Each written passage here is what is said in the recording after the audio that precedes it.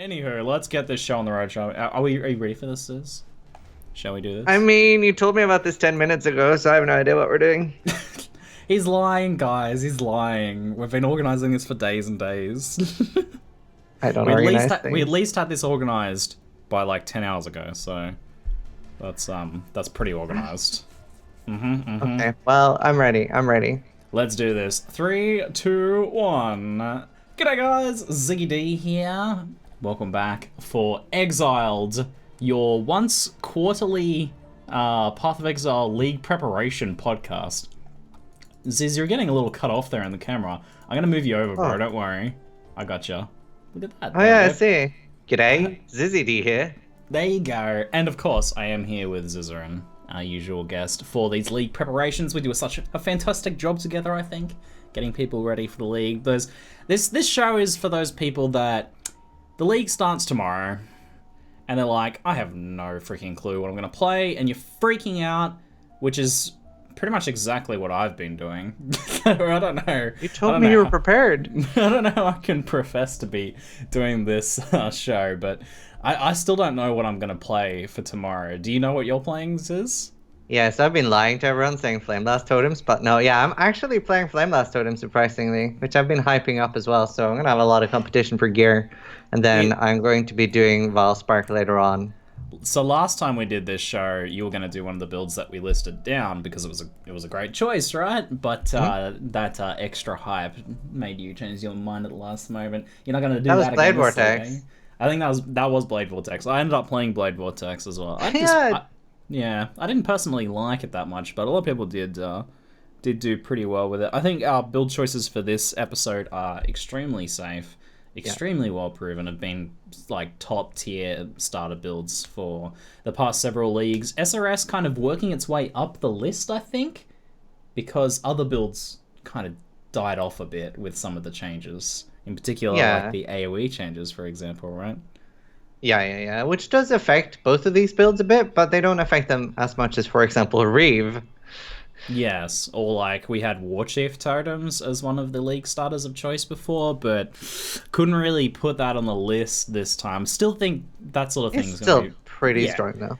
It's still gonna be good for sure, but we wanted safer, more known choices, and we had self-classed Flameblast, I think, last time instead of Flameblast Totems. And the reason for that is like that AoE change hurts self-cast more than it does Totems. With all the Totem span, you're going to be in pretty good shape still. So it should be. It's so safe as well. Yeah. I'm probably going to play one of these two builds just because I can't figure out what else to play, and that's kind of why we picked these ones. Because if you can't figure out what else to play, then these are the ones to go for. There's going to be a lot of hype for projectiles this league, with all the AoE nerfs.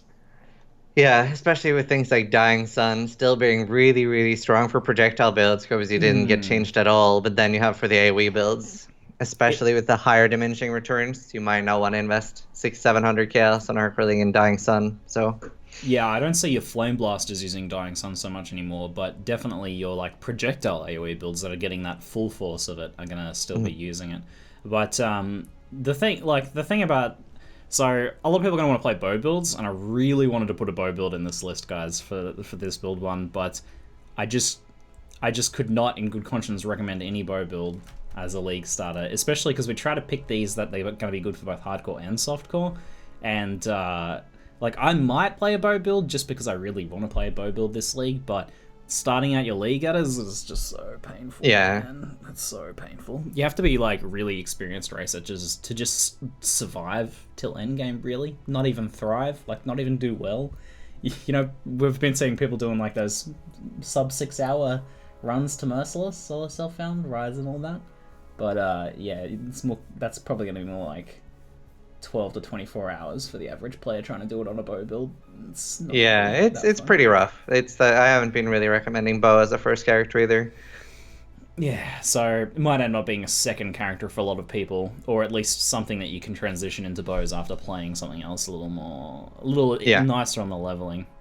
The really good thing, especially about Flameblast Totems, is even though like we're both hyping it up and saying this is something everyone can play, it doesn't really affect it that much because all the gear is like you can self-craft this and self-found. This is if you're looking to do self-found, this is like a very, very strong build as well. Both of these actually.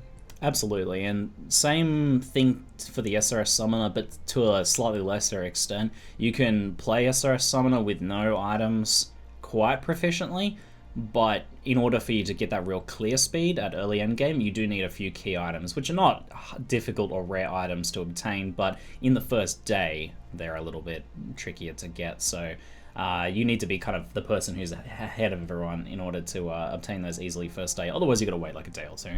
But still fairly safe in that regard. But before we get too much further into the builds, Ziz, shall we do our unique drop segment? Let's do it. Let's do it. Usually what we do for this is, when I say usually, I mean we've done this in 1 episode so far. Usually, if something happens in 2 episodes, that's a regular segment for this show, okay? We do the show 4 times a year at the very least, so maybe we'll end up doing more in the future, but... anyway, this show is usually we have a random unique drop that we then analyze, but I had to, with the nature of the buffs and everything to old uniques this league, I decided to pick out 3 pseudo-random uniques, and we're going to take a look at these right now. So let me go ahead and activate this. Our first unique is the newly buffed Incandescent Heart.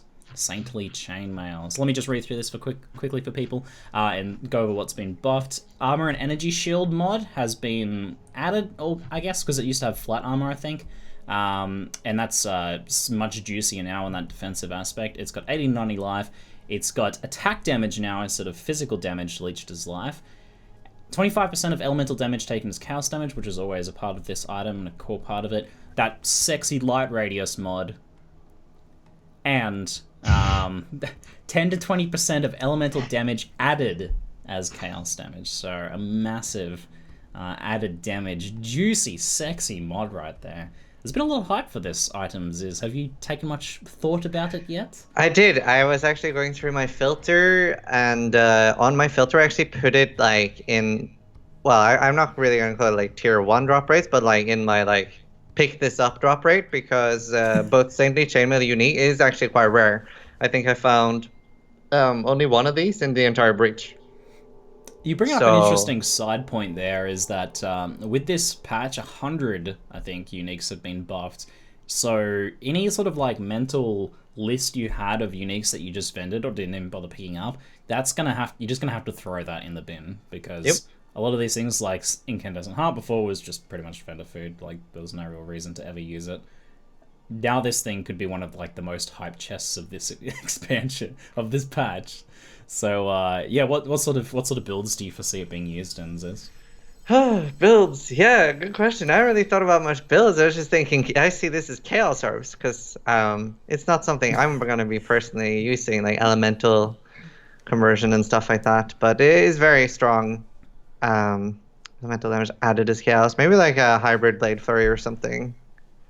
So for you, it's funding for your build. Yeah, I mostly saw this and I was like, well, it's because it's already so rare. The only reason it's cheap is because right now it's completely unusable. And now you'll be able to get up to like maybe 350 energy shield, or how? I'm pretty bad at math. It's yeah, with quality, like a bit over 350-ish, I think. Yeah, which is definitely enough. Which is definitely enough. So it's actually usable now, and it is ridiculously rare. So definitely going to be worth a bit. The interesting thing about this chest is, so you get that like 350-ish ES or whatever with quality, maybe a little more. Apparently my mic's a bit quiet, and then up slightly for you guys. The thing about that is it sounds like a really shitty amount of ES for a CI build, but people are actually thinking about using this with CI builds, and the reasoning for that is that if you have good ES on the rest of your items and have like a shield and so on and so forth, then that elemental damage taken as chaos damage as a CI build just becomes 25% flat mitigation against elemental damage. So for the purposes of mitigating elemental damage, this becomes the equivalent of like 900 to 1000 ES chest. Not for physical damage, so you might need some other solution for that, and it could be a little unfortunate if you just get buffed with a physical one-shot, but a lot of the most dangerous damage is elemental damage these days, isn't it? Yeah. No, for sure. And that's mostly what's going to one-shot you as well in volatiles. And I have seen quite a lot of people saying things like Voltaxic and things like that. But I'm pretty sure I want more than the 350 to 400 ES chest piece for going bow CI. So you definitely have to go hybrid in that case. Yeah, some of the fun kind of like elemental to chaos conversion stuff that you might want to do would be on a bow as well. So like using Voltaxic and so on. So that's a shame because that becomes a fair bit less viable because of that lack of a shield. You do have the Soul Strike quiver, which gives a bit, but it's not quite. It's not really enough. Yeah, not with the low amount of ES that you're going to be getting here. Maybe if you're getting a lot of extra stuff from your Ascendancy or something like that, and you have very good gear, you can maybe pull it off. But well, I mean, let's be honest. A lot of CI builds could probably lose 1,000 ES and still be quite viable. Yeah, for sure. But like, it's very exciting with the rarity being reworked to like see how it's gonna go on PoE trade. It might actually be an item where you pick it up and you're like, wow, this is actually like 80 chaos now or something. Yeah, I wouldn't be surprised if it ends up being one of those kind of like 1 to 2-ish X chests, at least for the first few weeks of a league. Yeah, it is kind of niche though. Yeah. Yeah, but it is very rare. Now it actually has uses now, so. Yeah, which is super freaking exciting. And it's a very cool and interesting item, I think, to round out the kind of like chest meta for PoE, because we have some damage chests. You know, you got your Carcass Jacks and things like that. I've got a lot of different interesting defensive chest options nowadays. But this one is a kind of like a different beast as far as like offensive chests go, with some interesting defensive components. So it's kind of an interesting balance between the two. But I do look forward to seeing how this one pans out. I really want to use it on a bow build, but I just don't think I can pull that off. I mean, hybrid could be interesting. I always I don't know. I've done hybrid a few times. Volatile's made it a little hard one time. I mean, it does have that life mod on it, which does suggest that it's some sort of hybrid item, but then you just don't really get that effectiveness with the elemental damage taking chaos damage. In fact, it hurts you in that case. Your elemental damage that wouldn't have one-shot you starts to deal a lot of extra damage to your life, and you're like, this might be concerning. But yeah, just don't get hit. Just don't get hit. Just don't get hit. Okay, I like that. Yeah, that works. That works. Alright, let's move on to unique number 2, which is Mutewind Whispersteps, one of the warband feat boots. We got added cold damage to spells, which was buffed. I think that was just an increased amount, right? From what it used to be. Increased critical strike chance for spells, which I think was buffed as well. I can't actually remember the specific stats that were buffed on this. Evasion, cold resist, move speed, unaffected by chilled ground. So mostly this gained a lot of DPS-y power, and obviously this is gonna be an interesting choice for offensive boots now for things like the much hyped freeze pulse with its new threshold jewel and those sorts of typically cold crit builds. But I think there's some other potential here as well, Ziz. What have you got in mind for it? So especially when things like this, I think I saw these before I saw the Caller Brotherhood wasn't really nerfed that hard, and then I was sort of excited because if Caller Brotherhood got nerfed very hard, and Valspark would have more of a problem with freezing things, and these boots would have been like a really good alternative, like especially if you're trying to like something that isn't cold damage like Valspark, but you still want to freeze. I've been able to, just with like tier 3 flat dispels of cold, being able to freeze up to like tier 10, 11 maps, and past that it gets really hard. So say you're not using a Caller Brotherhood, these boots would let you freeze, like combine them with a weapon, and they would probably be able to freeze up to like tier 12, 13 maps. So it like takes the dependency of Caller Brotherhood away to get more souls from the Chiller Corruption. So that really does give you enough extra cold damage to make that workable then in higher tier maps. Yeah, and it's more MS now for your shield charge, and the spell crit definitely helps. Spell crit's not as important anymore with the Choir of the Storm and things like that, but very, very cool upgrade from an item that you previously would not really have cared about. Would you foresee using it on your 5 Valsparkers you're going to make this league? 5? I'm going to make 1 and it's going to hit level 100. I never die. Gotta be optimistic. Damn. That depends on the rest of my gear and like if I can get a Caller Brotherhood early. Like if I can't find a Caller Brotherhood early, but I find these, hell yeah, I'll be using these. Like especially like day 2 and stuff.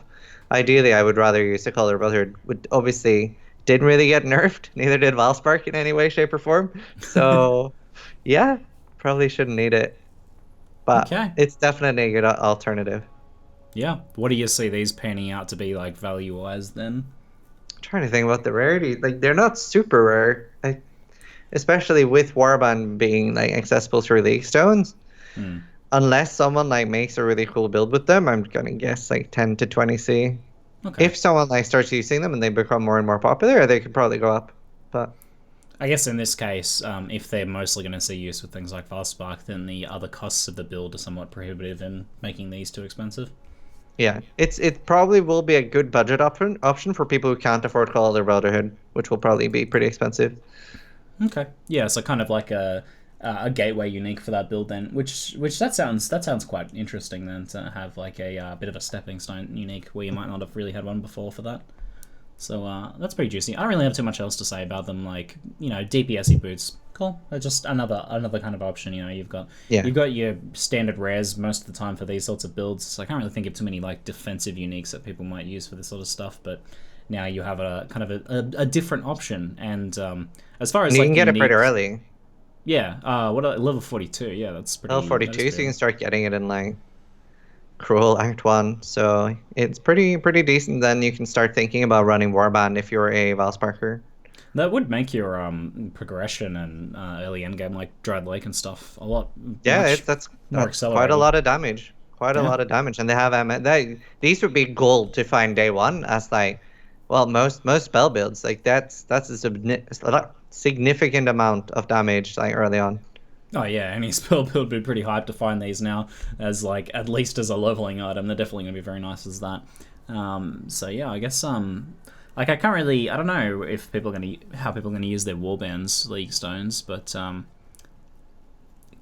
could be something you're using while leveling, I guess. But I don't know if I'd use a League Stone just in the hopes of getting one leveling unique. But I guess we'll see what ends up happening with that. Let's move on to the next one. Deidbell or Deidbell or I don't know how Deidbell.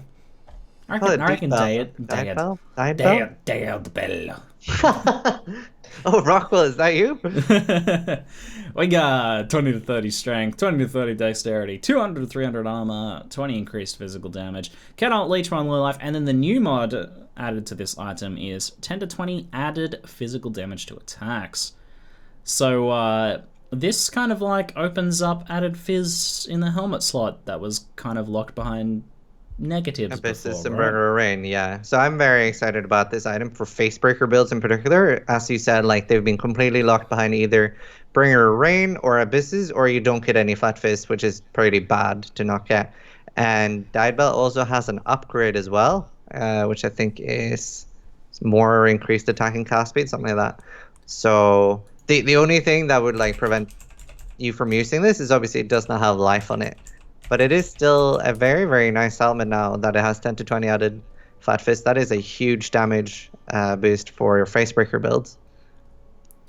So the Deidbell prophesized upgrade gives you 20% increased attack, cast, and movement speed if you've used a war cry recently. So I see no reason why this couldn't upgrade into that and maintain that physical added damage mod. So then that becomes a pretty interesting helmet for like those Facebreaker builds and things like that. You know, they get that 20% attack and move speed buff in addition to that decent flat fizz and the fizz scaling as well. I mean, you're not getting any life or anything like that, but yeah, still a pretty nice DPS-y helmet for there. And for you guys and it really good for party play as well. Like that's not something to scoff at. Like 20% attack cost and movement speed for your entire party, and you're spamming like Rallying Cry usually because you're low on mana, or you can spam Enduring Cry as well.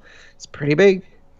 That's pretty beastly, absolutely. For you guys who are kind of not familiar, what we're talking about with the other fizz damage being locked behind the other helmets is that Bringer of Rain forces you to not use a chest, so you have to link your skill in your helmets.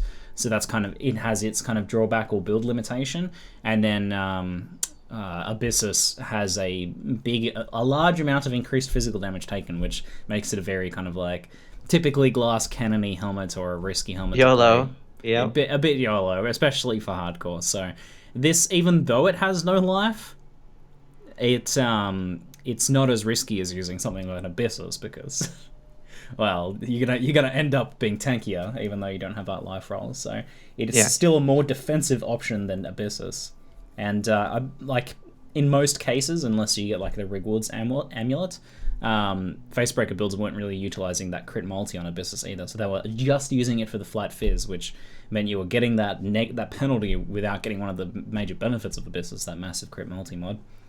So that ends up opening up quite a bit. Do you see any other uses here for this? I mean, obviously, as like a leveling item. It's actually massive for leveling. It's a level 33 item, and generally, I don't think you have any helmet leveling item at the moment for Facebreaker Shield Charge, which is one of the nicest way to level right now. If you twink out with some decent Facebreakers, you go Deep One's Hide and a couple other things, and Meganords as well, which we can now get Legacy Meganords hopefully. And yeah, you can it's a pretty twinky leveling character. It's going to be very, very fast run to Merciless. There's also what's that bow that converts to elemental damage? Prism. Doomfletch. So those builds didn't have access to.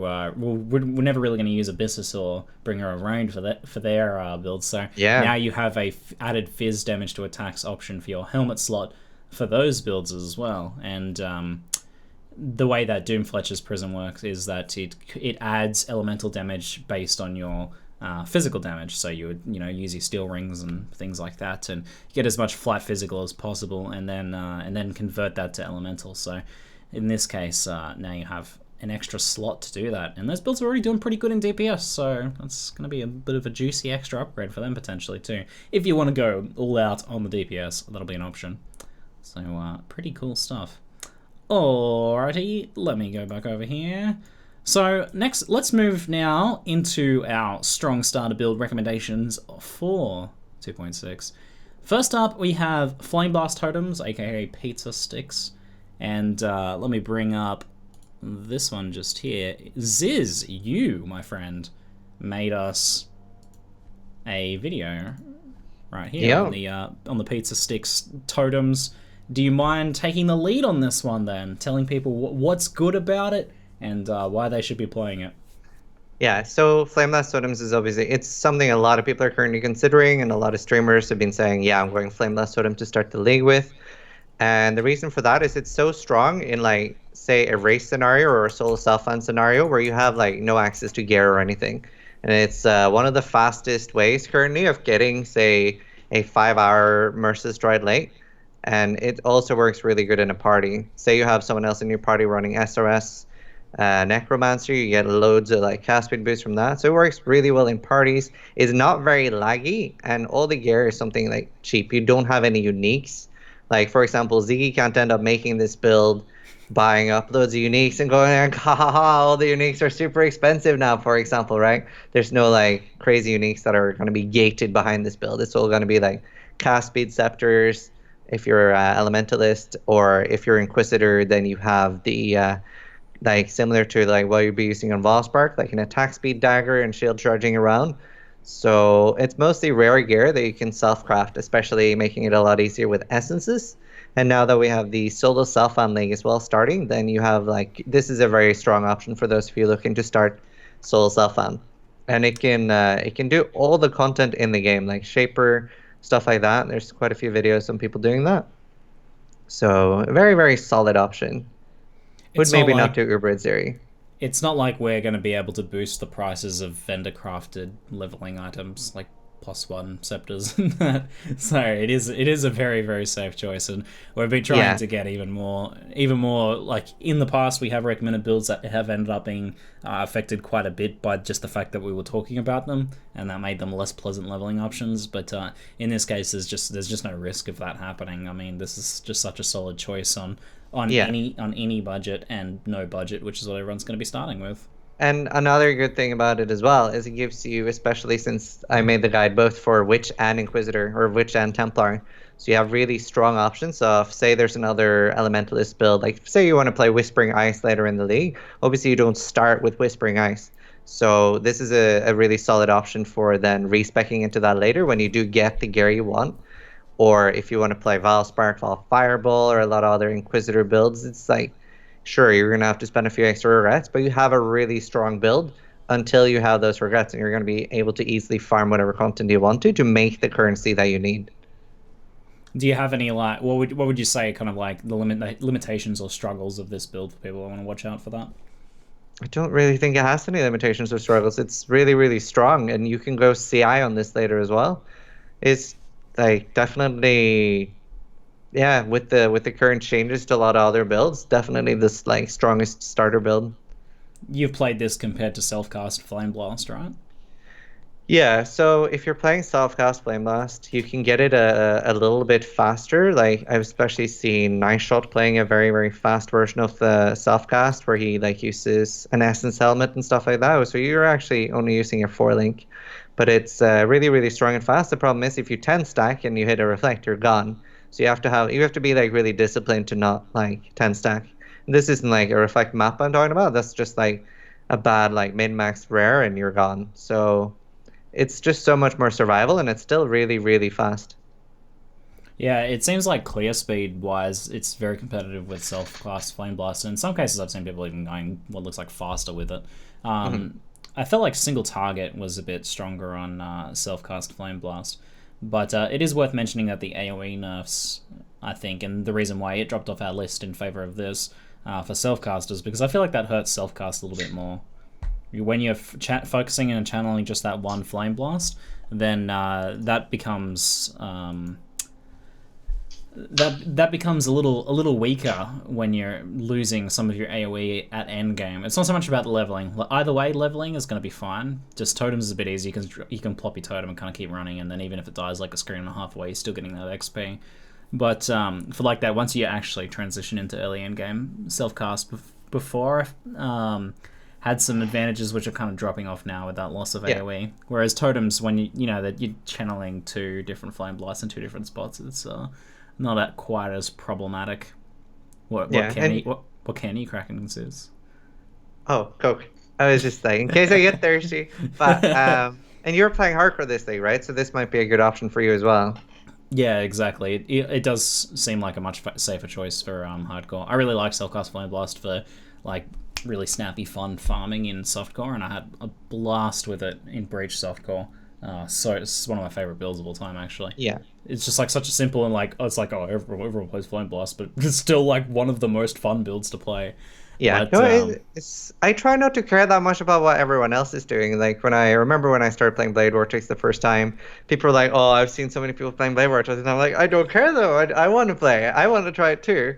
So I think like something that's important is don't care too much about what everyone else is doing. Try to figure out something you want to play. That's the yeah, important part. absolutely. And with that, we go over to the next build, which is SRS Summoner. This is the well, this kind of we've done this as a bit of a catch-all here, and let me get some footage from our good friend It's Yoji up here. And the video, of course, starts with like a massive picture pointing at the screen, because Yoji memes.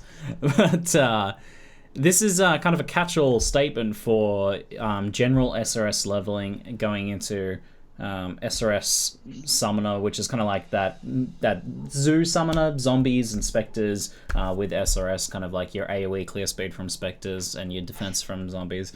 And then also potential transitions into Animate Weapon. Do you want to comment on that? Because you've played a lot of Animate Weapon, haven't you, Zeus? Yeah. So when I was like the second time I was leveling up an anime weapon character, because I actually respec my high level. I didn't actually die on it. I just respected into Essence Drain and then started leveling a new anime weapon. So a couple of people in my chat, like Rice and Car, were like, why don't you try leveling as SRS? And I tried it, and it was really, really strong. And something that helps make it really strong is that there are like, well, let's call them racing recipes. For example, you can create a +1 fire wand, which a lot of like Firestorm casters will do, which is an alteration and a ruby ring and a rare wand that makes a +1 to fire. So that gives your SRS 1 level, which is very, very strong early on. And something other classes don't have is a recipe for a 4-link as well. So you can get a 4-link helmet, and there is 2 recipes you need. One which is to create a animation potion, which is a skeleton shield or something. You might have to look at the wiki. I can't remember the exact phrasing, but there I'll look it up actually. But if you get a potion of animation, then you can sell a helmet, a potion of animation, and an alteration, and you make a +1 to minion. So you have a 4 link with +1, very, very strong. The wand recipe that Ziz was mentioning is magic wand, yeah, not a Yeah. rare wand. Oh, did I Yeah, say rare? I'm sorry. yeah, magic wand alteration and a ruby ring gives you a +1 fire wand. So that works very nicely with leveling Yeah. SRS. And it's the Bone Spirit Shield. That's it. Yeah. So that gives you the animation of Flask, which you can then turn into a helmet, right? Like I've never done that actual recipe Yeah. there. Yeah, I didn't even know it was a thing until like a week and a half ago, something like that. And people were like, "Why aren't you using the +1 recipe?" And I was like, "There's a +1 recipe? I never play Summoner. This is amazing." So very, very strong, very, very cheap as well. So, and it's a big advantage that a lot of other builds don't get early game. And something I've seen a lot of people, especially new players, struggle with, for example, Lunaris, because of the titty bitches, whatever they're called. You know, the ones with Tentacle like, Miscreations is yes, yes, those ones. Well, like people like, especially new players, struggle with those. But if you have SRS, you have those as a really nice meat shield, soaking up all that damage in front of you, which is great. yeah, they eat a bunch of projectiles. So I just want to like reiterate on this point about SRS leveling because I feel like that's not really talked about is how decent they actually are for leveling. I have leveled with them a few times, and if like with uniques to level them, like Reverberation Rod and stuff like that, it's insanely good. But even without, it's still very nice and very easy. It's just like very comfortable, chillaxed, relaxed, groovy, very like beginner friendly like leveling in terms of gameplay. The only thing is that summoner builds become a lot more complex in terms of setting up all your gems and your items and knowing all those mechanics, knowing spectre mechanics and all that sort of stuff becomes a lot more confusing. But if you have a good guide to follow, then it's really easy to pick up. And this guide by Yoji is actually from 2.3, but it's still pretty much 100% accurate apart from the passive tree, which I can put in the description of this when it goes up on YouTube a link for just a basic passive tree, but it's really easy to plant a tree.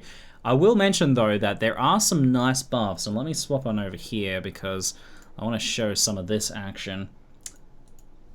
There are some nice buffs for this style of build on the passive tree. So if you're going to go into I just call it the Angry AA style SRS Spectre Summoner, which is where you have those zombies as Spectres in the SRS. So your Spectres do your Fireball, AoE, clear, and your SRS do your single target.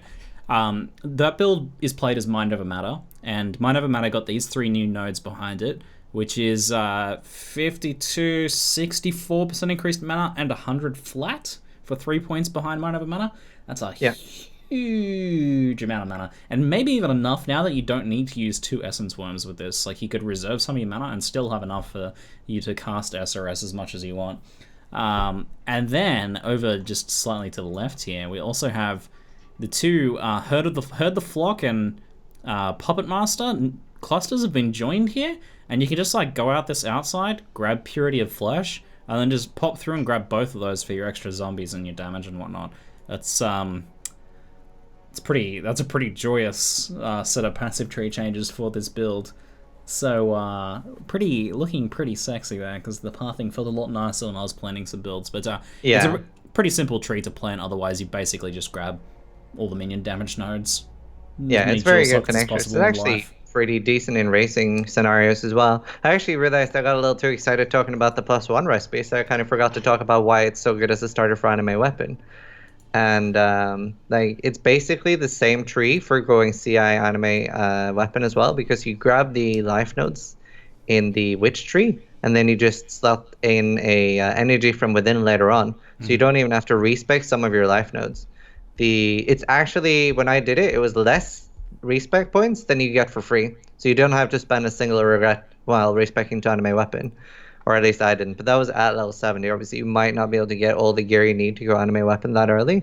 Either way, you're looking at a very, very cheap respec cost. So the only thing that I had to respec out when I went over was the Scion Life Wheel and 3 other nodes. Then you're ready to go anime weapon.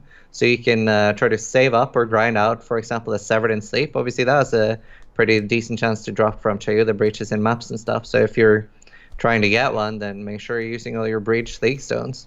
I can see such a nice and clear progression of league goals for this style of build. Like, you can level just as pure SRS with self-found gear, And then once you acquire a few of those cheaper, easier items, you can start doing the Spectre stuff to get some levels behind you and get your Spectres up and running, do some mapping, and run your Breach League Stones. Just that's like kind of going to be your focus then, so that you can potentially get that 7 in sleep or earn some currency and end up buying that a little bit later into the league and do that later swap to Animate Weapon, so you can do your Guardian farming or your Chayula farming and so on. So that ends up, it's just such a nice kind of like league starter in that regard, even though it's not as easy and strong as I would say Flameblast items. It's just got such a clear cut sense of progression to it, and whereas the Flameblast items is a bit more kind of like, well, you stay Flameblast items and it's pretty good, or you maybe transition to something that's a bit more awkward and takes a lot of respec points. It's really interesting that you mentioned that it takes less points than you get for free to respec over to CI, because that's not super common. Yeah, no, definitely. As hybrid. When I'm going to be transitioning from like live Flameblast into Valspark CI, depending on how I've leveled, it could be like 50, 60 regrets, and it can be pretty painful to get early on. I will say that some of my funnest leveling experiences have actually been SRS, just pumping out as many SRS as possible while the boss is doing its little intro animation. Yeah. Like the first time you run into Dominus or whatever, and he's doing his little float down slowly, hits the ground, and the SRS just go and just murder him. It's so satisfying. It's really good for lab as well. I mean, I had pretty twink gear, but I felt super safe doing Uber Lab at level 70. And even like, there's quite a lot of other builds I played that even though they've had pretty decent gear, I just don't really want to do Uber Lab that early on hardcore, which is like very, very strong. It's just so safe with all the padding. And another thing that's really important is that it's a really, really good group play thing. Like if you're like, well, I'm going to be playing with 3 friends and I don't really know what to play. Well, Necromancer SRS is massive because it gives like such a big attacking cast speed bonus to all your group mates. So if you don't really know what to play and you're playing with friends, then yeah, SRS Necromancer is going to be very, very strong for you. That's a good point, and I'm really happy with our build selections this episode as well, because we have that really nice single target playstyle with Flameblast Totems, and then the solid single target but also group friendly with the SRS Summoner. Both of these I think are just, I don't think you can go wrong with either of them. They've been proven for multiple leagues now. SRS Summoner kind of maybe since like 2.1, 2.2 this has been really strong, and it's just gotten better. And Flameblast Totems stayed kind of like top of the line, so both really solid choices. Do you have any kind of final words for either of them, I guess?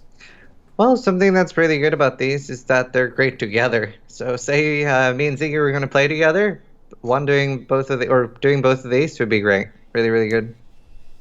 I see some comments in chat like, wow, really original builds, nice. I think you might miss the purpose. The purpose of these builds is not to be incredibly original builds, guys, and like you can always level as your like really quirky builds if you want to in a new league, but it can be kind of painful, and you might want to avoid that in order to earn the currency and items you want to actually play that build. I find it personally a lot better to play one of these sorts of builds and earn some currency, get some items together so that you can play more interesting, quirky builds as your second build. And I mean, that can be like a week into the league or less than that. That can be like several days into the league. Even just like 3 to 4 days of one of these builds will get you the stuff together you need to just have an immensely more pleasant experience with your quirky non-meta build. Especially if you're a new player and you're not really confident in like choosing a build for yourself, then both of these are going to be really cheap, strong, and easy to follow the entire league. Like if you want to play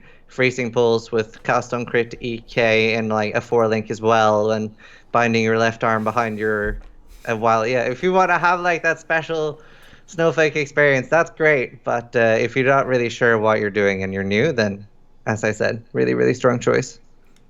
And there's gonna be I think really strong builds, potentially even stronger builds, revealing themselves a little while into this league. With the immense amount of buffed uniques we've had, we're going to see some crazy builds arise, but those builds are very risky to start with, and when they're all reliant on buffed uniques, you just can't start with that, right? That's something you need to kind of like work into later.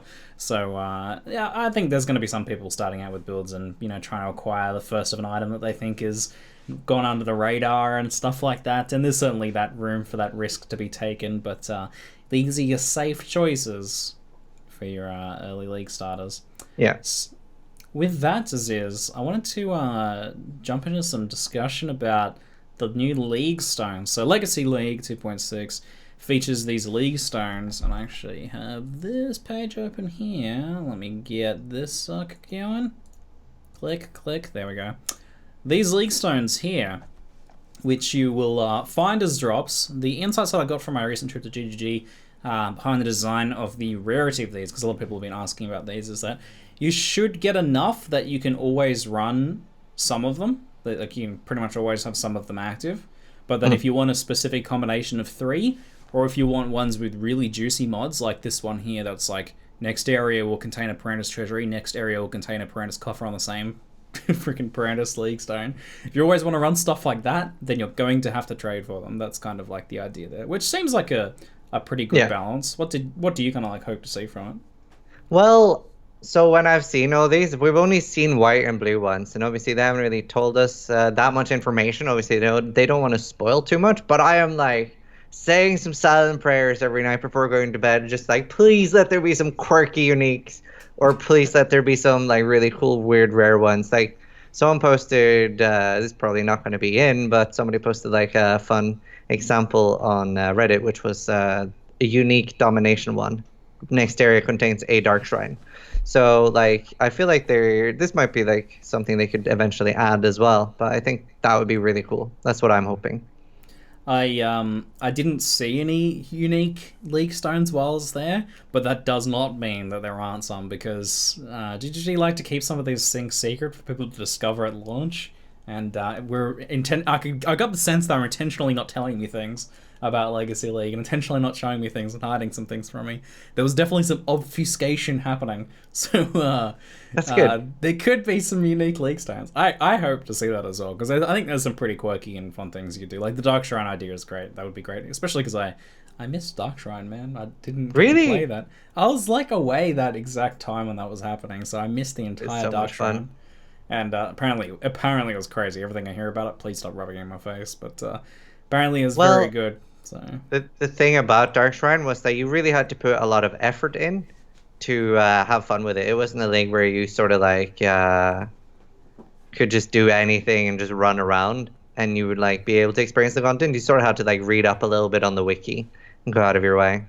It's for like experienced Path of Exile players, that's kind of like the dream though. That's exactly. Like something you really have to get involved in, but is very rewarding.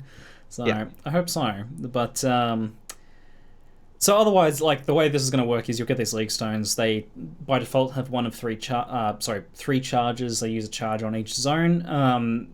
I highly recommend to you guys from testing with it that you pull them out if you like while you're leveling, that you put them in your menu screen and then you pull them out before you move into a zone that you don't want them to activate into. And I think there's going to be a lot of like using these in specific zones. Like Ziz, you mentioned to me the idea of like if you're running Anarchy for leveling, you won't want to have it active in a zone where you're not going to find the unit. So for example, say you're about to enter Ledge, you know for a fact that you're gonna, if you have a Breach or a Anarchy on, you're gonna encounter that no matter what you do. There's like one layout where you can have a sort of like weird ledge, right? But with the exception of that, like you're going to meet that Exile, and Exiles, especially while leveling, can be massive for giving you those like rare items that you really need, like MS boots, a couple of rings. It's just so strong, especially if you couple it with Prophecy. Say you see, I don't really know what the Prophecy stones are gonna have, but yeah, say you couple it with Prophecy. Maybe the Prophecy stones will have things like a predetermined prophecy or something. So there's the one where if you kill an Exile, you get a full rare set. That would be really strong. That is really juicy. So yeah, definitely being conscious of the zones that you use them in. There's going to be a fair bit of micromanagement here. Like, I can see some people being not very fond of that and some complaints happening with the micromanagement associated with this. And I know that there was like a suggestion early on that was like have a kind of like some spaces to put some extra ones in, so once yours get consumed, they automatically drop down and go on to the next ones. That sort of stuff is kind of like some quality of life stuff that I hope GGD considers for like as the league moves on, because that sort of stuff, like early on you're alright, but a few weeks into the league and you're like running your 800th map and you're putting in your 9,000th league stone and you're like counting your charges, and you're like trying to sync your charges up because sometimes one's wearing off and there's still two left in there and stuff like that. That's gonna be maybe Something worth annoying. mentioning for the Anarchy one in particular is that they have added new exiles in the game, which I think like they get a certain kick out of maybe overtuning them a little bit the first 3 days just for some extra spicy videos. For Like, sure. you know, this exile uses Abyssal Cry, boom! So, and you've seen like SciTV getting one shot off screen. You don't even see the exile, suddenly you just see KB coming towards him and he's dead. So we could have some pretty potential funny videos where you see an exile or don't even, and you say, "Oh, shiny," and then you're dead. So be careful with the new exiles. That is going to be hilarious because one of the segments we wanted to talk about here was like recommending league stones for leveling versus endgame, and I definitely think Anarchy for like leveling for that boost of gear, especially with, as you said, like the guaranteed set of rares is like such a big boost when racing early in the league. But yeah, that's a good point. I didn't think about that. There's a bunch of new exiles coming, like bricking stone and stuff like that. Yeah, all these beefy they love sounding doing that. guys. It's great. I think there's going to be some glorious deaths there, so that could be interesting. I wonder if this will have similar effects to stuff like Exiles Everywhere, where you can see level gated exiles early in the game, because that could be quite interesting if you getting some late game exiles in like normal ledge or something. Could be awkward. Rampage as well could be pretty decent for once you get to like Dry Lake and stuff. Doing like Rampage for 3 Dry Lakes could really speed you up. Like basically give you a free Dry Lake in that time. Yeah, so just as a general clear speed buff, that sort of thing. Yeah, like so that's kind of like your XP farming pre-maps. Yeah, plus the item it drops. I don't think Rampage has been shown yet. How do you think that's going to work? I'm sure it will just activate Rampage. But do you think there'll be any kind of like what other sort of mods or things do you expect to see? Maybe the blue mod will be like in the next area. Your Rampage effect will be like you'll be 30% more or faster or something like that. I don't really know. I don't really know what the Rampage effects will be. Alternative Rampage effects. Yeah, that's a good idea. Because some of these league stones that we haven't seen yet, I'm just like, what the hell are they going to do? Yeah, I'm very curious with Rampage and Prophecy. So what I did hear though, and I don't know if this has been mentioned yet, was that they were considering like quantity and rarity bonuses for some of the league stones. So for ones that don't really have something going on, like Rampage, I guess, where you're just getting the Rampage bonus, then maybe they'll also have some sort of maybe they'll have some mods that have extra challenge and rarity and quantity associated with them or something like that. So maybe we'll end up seeing some of those. But what about Prophecy though? Like, yeah, I'm thinking it'll just activate a Prophecy in the next map. So, for example, the next area has From the Void. So maybe if you don't get Bameth in that area, well, you've wasted your Prophecy. Or the next, what's some other prophecies that would work well with just being pre-spawned? Except these have 3 charges, but like as a minimum. So you're gonna get like, what's it gonna be like? Keep an open mind. Your next zone has use 6 link an item when you use a fusing. It's like you get 3 of them. that one might not exist, and that's already ridiculously rare to the point where I've never had one, and I've used a ridiculous amount of silver coins. That's true. Yeah, I maybe like next 3 areas gives monstrous treasure. Someone in chat says, like what the hell? I mean, it could be pretty powerful. We don't know how rare, like particular ones are. I mean, I'm guessing that has to be it, right? Because there's no other like league encounter mechanic or anything going on with that. So I'm guessing there they is just one other activate. option. Yeah. You will get 5 silver coins in the next area. Okay. Because that then would you're be so still kind of. Yeah, that would be kind of boring. And so boring. You're gonna like hunt a bunch of mobs to get your silver coins randomly in there. That would be probably the lamest thing that could happen, but I also see that as being a potential. Chris is listening and is really sad you hate his idea now, I bet. They worked for ages on this idea. Oh, I'm sorry, guys. They don't like silver coins? No, we don't like silver coins. I'll say that. Yeah, I hope it is like these kind of just like random prophecy encounters, but the way the implicits work on these is they're all like static. The implicits don't change. So like next area will contain Wait a minute. Oh no, there is some variability in it because Anarchy has like it'll be like next area contains a rogue exile, 2 rogue exiles, or 3 rogue exiles. Yeah. I remember seeing some variability in that one.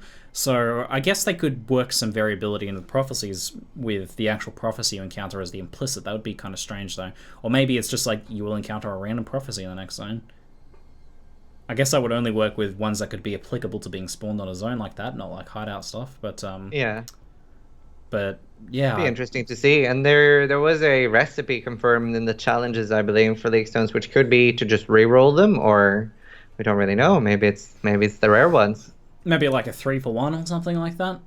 Maybe we don't know. We'll find out. I'm like pretty sure there's not going to be rare ones because I didn't see enough mods to populate rare ones unless they were like jewels maybe, and you got 2 and 2 as the prefix suffix. Yeah, maybe. But I guess that's possible. Anywho, was there any other ones that we haven't seen that we were going to speculate on? Let me. The Kadira one's pretty cool with the guaranteed Kadira in the next 3 zones. That's massive. Yes, so that kind of gets us on to, well, let's break this down a little more in a way that makes a little more sense, Ziz, before we jump around too much. Ziz. I get excited. What? I know, this is exciting. I think this is actually going to be like probably the best of any challenge league, because why not? It's all of the challenge leagues together and you get to deterministically farm them. Shit, yes. Yeah. But that said, how will you deterministically farm your leveling experience with League Stones? What do you think is going to be the go-to for leveling and improving your leveling experience? Because a lot of the time people just avoid these things when leveling if they want to level as fast as possible. Well, yeah, it depends. I definitely will be using Anarchy while leveling. It depends a little bit what the Prophecy and Bloodlines ones are. Same with Rampage. I can see myself using Rampage and Anarchy. Essence will be really, really good for leveling as well. So yeah. I think Essence and Anarchy are the ones I'm the most excited for. They're just guaranteed, because essences for crafting for leveling, just getting all those extra rares is like, and when it's guaranteed in the next zone, and we get a League Stone, it's 3 guaranteed, and sometimes the League Stones mobs have 2 additional essences on them, and well, I mean, you might not be able to kill them while leveling in some cases, but bring your party in. It's so fine. many. Yeah, that's so many extra rares, and then the same thing with Anarchy. Like, they're just so juicy for leveling. Good point about Bloodlines though. We don't know how that's going to work yet, and I would say that if that's extra magic mobs, that's a yes for leveling, right? Mm-hmm. If that's just magic mods in the zone have Bloodlines mods and then like some sort of quantity and rarity bonus, then that would actually be a definite save for endgame, because then that could be coupled with stuff like Kadira, because I think Perandus League Stones are going to be probably like one of the main endgame ones, right? Like farming those coins is going to be a big a big part of endgame profit for a lot of people. But something I wanted to ask real quick is, can you put in a League Stone and then take it out after 1 use, or is that all the 3 uses are going to be in the next 3 areas?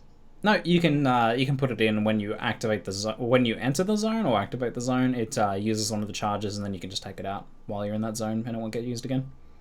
Oh, okay. Well, something you could end up doing then, obviously everyone's going to be using leather belts early on. So if you get chance orbs, you can, and you have, say there's 6 of us, right? We all like save up a couple of leather belts. Everyone has like 5 to 10 chances each. You can spawn a nemesis area and try to chance a headhunter, because you're going to need some decent belts anyway with life or resist on them.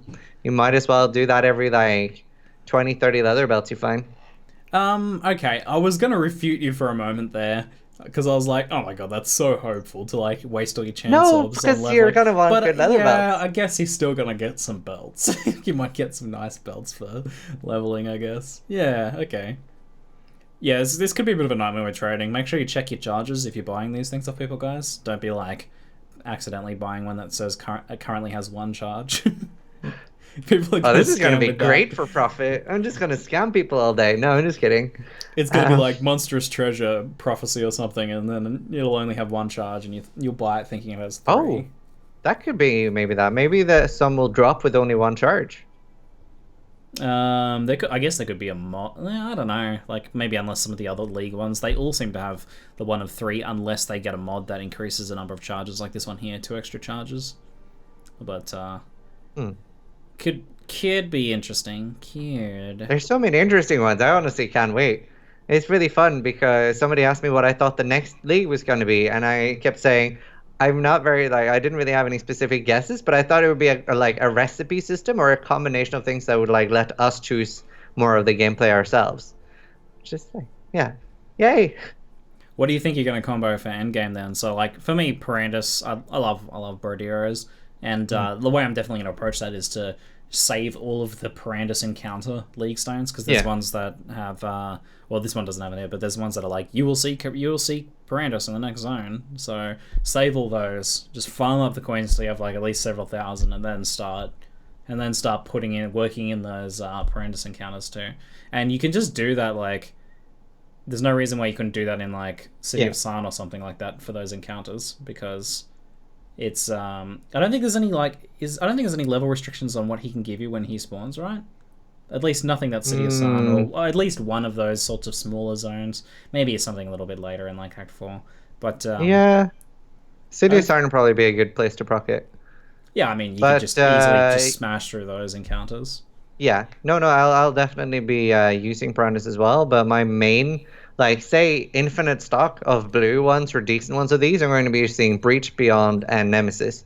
I'm guessing that I'm going to have to rotate out things eventually, and then my like number one rotation stone is going to be Brandis for stocking up on coins, and obviously going to be keeping a really, really big eye out for the Brandis League stones that guarantee maps. If you get one of those on like day 2 or 3, and you hopefully by day 3 a couple of the racers will be in like tier 15, tier 16 maps. That could be huge for map pools, especially if you get lucky and say you get like 3 or 4 tier 16s out of that. So talk through That- your optimal combo a bit more for us. Like why you're so going for those three. I'll be doing breach because you're gonna have like a big benefit of like the rare mobs and breaches drop maps. That's pretty huge. You also have the breach charge to get into the breach domains, which is crazy XP, and a lot of the items are worth a lot. Like things like Hawa, the Hawa claw is gonna be selling for a lot. A lot of the essences, so very big like economic advantage of running that. And as I said, the XP as well. And something that is a little underrated or breach is the high quantity that the breach mobs have. So say you are running breach and nemesis and you really want some nemesis items, then the breach will also give you an edge in trying to get league specific items because it'll be so much more quantity of those than the normal mobs in the map. And then we also have Beyond, which is obviously while most people are currently throwing on their maps with the old Zana modifiers to get more XP. So Beyond going to be huge for both XP and profit. And then Nemesis is mostly going to be to try to get a Headhunter because that's going to give, like, obviously I'm trying to race. So it'll give me a very big race advantage if I can get a Headhunter. And then if I do manage to get a second one, obviously you can get lucky. Then that's a huge economic advantage where I can, for example, sell a Headhunter and buy a load of Sextants. Let me just like be clear on this. You're hoping to get 2 headhunters this league. I'm very optimistic. Keep going. You can shoot for the star. Shoot for the moon, bro. You might at least tumble off into the stars. Yeah, I mean, if I'm like negative or if I don't try my best, then I'm not gonna get it for sure. Try your best, Ziz. Go full Always anime do. mode. So yeah, Nemesis is that kind of hopeful one. I definitely love your other combination there. The Breach Beyond combo as well. Just those Breach monsters spawning the Beyond monsters as well. That is certainly very juicy. So yours is very much like a XP. I am trying to get as many maps as possible and get to level 100 as fast as possible. Like that's your motivation, and that's why your combo is as it is. For me personally, it's going to be more about the currency, man. It's going to be about the wealth because my goals for the league are more to acquire some sexy foil relic uniques, man. They're my goals. So Yeah. I'm going to go for a bit more of an economic approach, and I'm planning Perandus is definitely going to be main rotation for me. Getting those coins and coffers and stuff like that. Breach, same kind of reason as you, XP, but also really good money from the breaches themselves. So I did exceedingly well in Breach League farming that for profit. So that's definitely gonna be my 2 like main ones. And then the third one is actually if these quantity bonus ones come through, like what GG was saying to me, then let's say it could end up being Nemesis, same as you. Maybe Nemesis has some quantity bonus, right? Because what is Nemesis? Like rares have extra mods on them, right? So what is the kind of like benefit to players out of that? Well, I just thought Yeah, of both Nemesis and the Bloodlines one could be increased pack size, which would be huge. that's possible. That's possible. I'm gonna go for for whatever one gives some sort of quantity bonus to the Piranha's coins and the breaches. That's basically kind of the idea. There is to take two core ones and then combo it with a quantity bonus one, assuming that a quantity bonus one does happen. If Yeah. not, then I'll just kind of work in whatever other juicy one is going at the time. Yeah, if it's like Bloodlines pack size or something like that, that could be pretty good. The domination one will actually be maybe a little underrated by a lot of people because actually also because of items, because the Gull has been reworked completely and we don't really know what it does. It says when you kill something you get a mini shrine and something about sharing mini shrines to your party members. So it could end up being like a headhunter. It's yeah, apparently there's going to be a cooldown on it, but it could be like a shrine every pack or something. So like a mini shrine every pack. So yeah, it could be like a mini headhunter. I kind of doubt it's going to be as good as a headhunter. I don't know how they could do that twice, but decently rare. Do you think they would do that twice? Yeah. Yeah. Shoot for the stars, man. I don't know if that's I don't know if that's a good balance kind of philosophies is. Shoot for the stars. If we don't make our servers explode, then it's not good enough. I mean, it's how we're going to go fast. We're going to chance a headhunter, get a Gull, and then we're going to go extra fast. It's going to be great. Oh my god. Headhunter and Gull combo. You with your two headhunters, one in each hand, and yeah, why not? Okay. Alright. Yeah. So, depending on how some of those League Stones work out and whether they give like a quantity bonus, I'm going to look for synergies here. Definitely a synergy to go with that Pirandus and Breach action. Do you know if, this is actually something I don't know. Do you know if map quantity affects Breach shard drop rate? That I'm actually not sure on. Have you ever heard anything about that? I doubt it. Maybe someone in chat. Like, I'm kind of doubting it as well, but I definitely know that it affects Pirandus coins. So I'm going to be looking for that combo. But if it affects Breach shard drops as well, then that would be amazing, but probably not. Something I want to talk about Pirandus is especially for those of you leveling with like friends and groups and stuff. So say I find a Pirandus coffer one, like the next area has a Pirandus coffer. I can be like, hey, Embu, Nilki. Actually, never mind, Nilki has died at this point. But hey, Embu, can you come into my zone and we can open my coffer together so I can get some more coins? And then maybe he'll get one later and you can like help each other because obviously you get more coins off things like that. And it can like really get you an advantage if you do want to get some coins early on. Yeah, just give them like a few coins as a tip and get that juicy quantity bonus. And then help each other out, get that rotation happening with a group. That's definitely the sort of synergy that can happen with a group for sure. Chat's lot.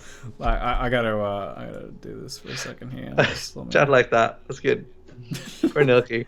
He's died every time we've been practice racing today. The random things.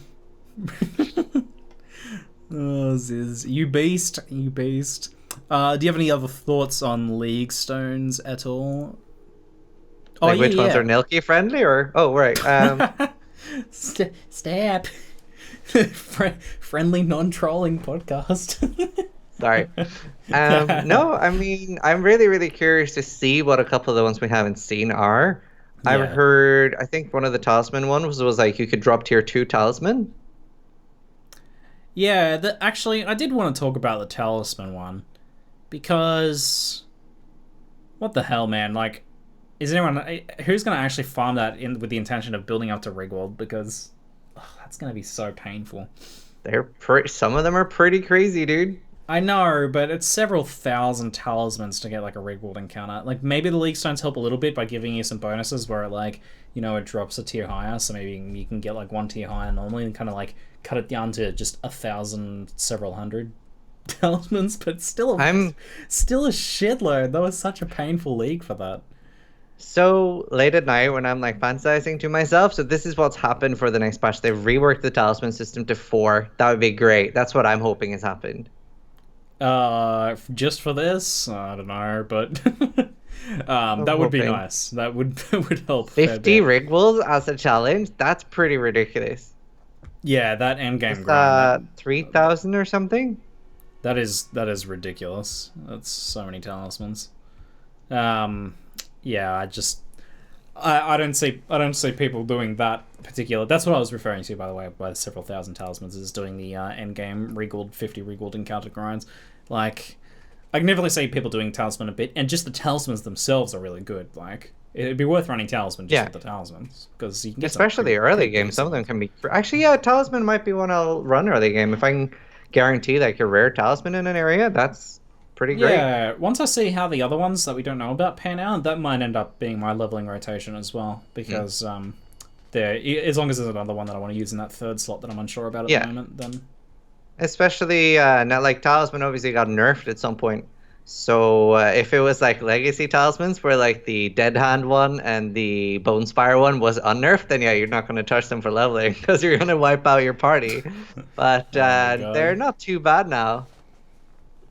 Bone Spire. I do remember having some encounters with that.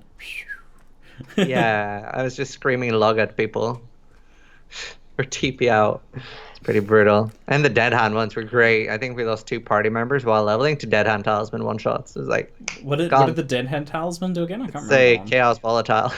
Oh right. It was great. It was so good. Volatile. And obviously you can stack on volatiles as well. You guys know I have my thoughts about volatile. Dead ain't dead. One day it'll be changed. One day. The final thing I wanted to ask you about was with these Leaguestones, and they with the 2.6 changed Zana to not have these effects because Leaguestones were having them, right? So it wouldn't make much sense to double up. What do you think about the Zana changes, firstly, and then secondly, do you see Leaguestones becoming a core part of the game? Like, do you think they made that change with them becoming a core part in mind? I mean, I feel like Zana must have done something wrong, and this is like the punishment. Like they just like she stepped out of line. This is like brutal. I was reading the changes, and I was like, oh, I'm really excited to see what are going to be the Zana like rotations this league and stuff like that. And that was shocking. I was just like not happy because there's like I can't see myself using anything except maybe the Beyond one, maybe a little bit of the Anarchy one, but they're really boring, Ziz. What the hell? Yeah. Like, am I gonna put 80% more monster life on my next map? No, I'm not gonna put 80% more monster life on my next map. Why would anybody want that? You finally have a map that doesn't have monster life on it. I know. What the hell? Why? So it's no, like, and they might as well just made it like temp chains, and tier 2 is double temp chains and triple temp chains. They might as well just done that. Like, what the hell? Yeah. Like there is like people in chat saying like, oh, Twinder's good. Oh yeah, the Zana 8 mod is like kind of okay, I guess. Yeah, and the Zana 7 or 6, whatever it is. Either way, I'm not very happy overall on the Zana changes, and this isn't really something. Oh, let's see how it plays out. I'm just straight up not happy with them. They're not great. Yeah, I like, and the spiders for 6 chaos like that. Yeah, it has to be a lot of extra monsters. Yeah, it has to be like a lot of extra. Maybe it's just like a lot of extra spiders. Like if it's maybe a shit ton, like you can't move because there's so many fucking spiders in there, then maybe 6 chaos. But I'm telling you now, there's not going to be any extra monsters. Ziggy, I'm sorry, dude. But why would you just pay 6 chaos to replace the monsters with spiders? What's the benefit of that? Well, I mean, say you're trying to think what layout has bad mobs, but you're going to know there's going to be spiders in the next zone. You can't really die to spiders, to be fair. So it's 6 chaos to not die. But I don't know, if there's enough of them, Viper Strike stacks, bro. Okay, maybe. But anyway, something I wanted to talk about these Zana changes is, like, I feel really bad because there are quite a lot of core standard players. And now usually they've had access to league mechanics and like experiencing other parts of the game and things being rotated in via Zana. They don't have that now. And they also have their poor like legacy items taken away. Like, because I know a couple of legacy players who are like, oh, well, I get to keep my cool, like, 1000 HP homes and they're exclusive. They're not as exclusive anymore. And they also don't have access to the Zana modes. I feel like it's a little harsh against standard players. I just want to give a salute to standard players. You guys are kind of getting screwed by this a little bit. Sorry. What are they going to do? They're just going to run 6 cow spiders now instead of running interesting things like freaking Beyond and stuff. Looking for 5 mates, spider map. Yeah, I mean, like, Zana was such an interesting mechanic because it allowed you to get these old leagues back just for a map. and then potentially get the items out of them and get some like, and in some cases these were like really cool like bonuses for your maps that were really valuable. And I think that the moving to Leaguestones could be really good. Like I think that I could see Leaguestones staying in the core game, and I understand why they've changed Zana so that Leaguestones can have their chance to shine, so that you're using them in maps. But have more fun with her. Zana, yes, we could have a lot more fun with Zana than 6 Chaos Spiders and 98% monster life. Yeah, like if I gave Zana 6 Chaos Orbs, I'm expecting more fun than just some spiders. Yeah, what? I mean, yeah, the Chaos expenditure has to be rewarded in fun for sure. Yeah. She should pay me 2 Chaos to run 98% life maps or Yeah, no, for sure. This should be like, maybe that's it. Maybe that is it. 6 extra Chaos Orbs will drop if we declare a map with spiders. So, that'd be nice. Yeah, I think like I like the Leaguestone mechanic and the way that it brings the stuff to like outside of map farming and more deterministic. The mods seem like they're going to be really more fun, and I think it could be better than Zana as far as bringing these old leagues back and allowing us to play them and combo them and change the game to our liking. But yeah, Zana's gotten the raw end of this deal for sure. Well, something that scares me a little bit about the leagues lately is I actually thought Breach was going to be shit. I was really... When someone asked me about it, they were like, "Is are you excited for Breach?" And I was like, nah, not really, no. This sounds terrible. This sounds like a bad reworked Beyond mechanic. And then I opened up my first Breach and I was like, oh my god, this is great. And it turned out to be... Yeah, it turned out to be one of my favorite leagues. So, I mean, are they just going to keep improving and giving us cooler and cooler things? That's not really going to work out. They have to disappoint us at some point or we're just going to get spoiled. So I'm kind of scared here. This is like one cool mechanic after the other. Maybe that's what Xander's doing. You know, they're getting that out of their system. Yeah, getting a little bit of disappointment out of their system so that they can continually deliver outside of that. I mean, I guess that's a topic for another day. Is like, can ZiggyD kind of keep one-upping themselves? It has to kind of end somewhere, surely. But at least I really like the direction they're heading with giving us access to this older stuff and giving us like more access to that older stuff. And Leaguestones seem like a really good mechanic for them to remove stuff from the game in a sense as well. Like as stuff gets like more and more leagues happen and things get more and more cluttered and a lot of stuff just doesn't end up making much sense or just ends up being kind of like forgotten about in the core game, then moving into Leaguestones and making it much more impactful. Like what about like Tormented Spirits, right? Like I don't even notice them anymore. But if they just kind of removed that or just left it as is or something, but added it to Leaguestones and then made it much more impactful, somehow like changed the mechanics up, rebalanced it, that sort of thing, then you might actually be interested in it again and actually engage with it. So I think there's a lot of potential here for these leagues. It also prevents the game from being cluttered if you only can have 3 Leaguestones at the same time. Because even if you imagine like the next 10 leagues all get put in the game as Leaguestones, it's still not going to be that cluttered. So yeah, exactly. You just have more Leaguestones, and that's like a complete separate mechanic for you to engage with if you want to. Yeah, I think the only thing that I'm really, really sad didn't make it to the proper, well, not really in the game, would be Val areas and maps. I feel like that is something that'd be really cool as like a rare thing. Like, oh wow, I got a little extra map. Yeah, they mentioned with that they wanted people specifically to get out of maps every now and then, and that was kind of the reason for that. But I think in practice, that's not actually enjoyable. It's not. We don't really want to get out of maps. There's no reason. I mean, who really wants to go like just back down to 68 farm areas? Yeah, exactly. Like running at zero is great fun, but you buy the things of people. You don't actually farm them yourselves. Yeah. Yeah, no, that's a good point. It's hard with things like that though, like things working out differently in practice and stuff. So maybe a return to Sacrifice of the Vile is in order at some point and bringing some mechanics to the end game. Yeah, that'd be really some extra love to that. I would love to meet Atziri's sister. She's got 4 butts. What? You know, by continuing with the... let's move on. Well, we know what Ziggy's choice to that question will be. Oh, God. Alright, now we have a bit of a catch-all kind of segment here where...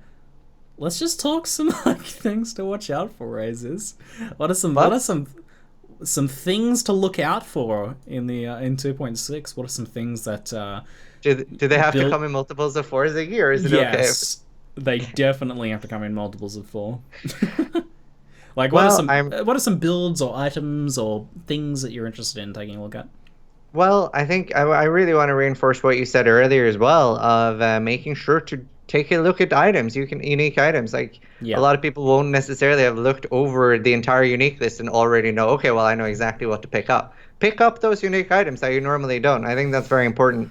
So I'd recommend that. And man, that's then gonna be so fun, right? Like, just all of a sudden, so many uniques again, yeah, having this like sense of discovery about them because like they're there in the patch notes, but I tried reading through that, and I mean I did my best, but by the end I was like control effing things that people said looked interesting because it's just too much yeah. to absorb. Like you can't absorb that until you actually play with it for a while. So Yeah, I kind of rushed through them as well. I mean, there are a couple other exciting uniques, like the Dark Ray Vector change makes you can stack them with Snakebite now, which you couldn't before. So there are a large amount of item changes, and then Oxium obviously being turned into a Crystal Belt to help out all those poor CI builds that needed some love. Um, wow, and dripping sarcasm. Yeah. Well, I mean, there have been quite a lot of changes, and more importantly, some of the items that were currently worthless but are still really rare got changed as well. As we were talking, Incandescent Heart Yeah. and Victorias are actually like it's not something you find like 3 or 4 a day. Like you might find 3 or 4 life breaks in a session, but you're not going to find 3 or 4 Incandescent Hearts. And some like more like back to old school items like Terminus Est got big changes. Combs Heart or Combs Heart Boots. Yeah. Combs Roots got changed as Combs well, which is pretty feeties. cool. Yeah, something I can see being worth quite a bit is there's a corrupted Combs Roots card. So if you get like a max roll +1 frenzy Combs Roots, that I can see that being worth a lot. Shit, yeah, the guy who made that divination card is probably pretty freaking stoked right about now because those boosts are just Yeah. not really used, and now people are gonna actually want his divination card. Man, that's gonna Yeah. be cool as shit. Because I always thought that was a cool divination card too. I love that getting the corrupted one, especially because a lot of the time you get the freaking same mods on it. It's already got on it. And What is it? Combs Roots is actually a pretty rare item to actually find. Like obviously not as rare as Combs Heart, but whenever I do find one, I'm like, damn, that's probably quite rare as well. It's just useless. Yeah, that's always But a now shame it's when not. you know an item, you're like, yeah, that's like tier 1 rarity, and and then you're like, it's not Yeah. worth anything. Yeah, So, like I found 2 Mjolnirs in the same instance in Breach, and I was like, really? Why? So that was pretty disappointing. something that I want to keep an eye out for is Freeze Pulse with that new Threshold jewel. Freeze Pulse has been, I don't know. There's like a soft. I got like a bit of a soft spot for it. Like it's such a cool old school spell that's still kind of unique. Like a lot of old school skills are kind of lame by today's standards compared to some of like crazy mechanics and blade flurries and things we have of current year. But Mhm.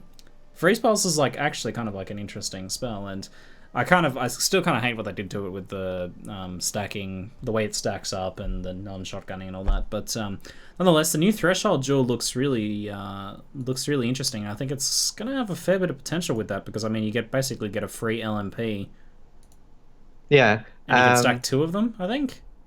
Yeah, it looks really fun. I think we will see more like both like freezing pulse and a couple other skills um early on as well, but it's not like it's pretty like scary to tell someone like, hey, this is going to be a great build because we don't know yet. But I think Yeah, we will see a lot I of don't people really playing see it. it as I don't really see it as like a super strong league style or anything, but like Mhm. as a second build could be really interesting and fun to play with. So I definitely that's definitely one I want to keep an eye on. That's definitely on my keep an eye on category. Yeah. Another one is Brutus's Lead Sprinkler Oh yeah. strength version of Howler. That's It's going to be worth a lot. I actually put that in tier 1 on my filter. yeah, I'm probably gonna have to play that, especially because there's potential combo with that new Molten Strike Wildfire Threshold Jewel, which adds Yeah. extra projectiles to Molten Strike because it needed that.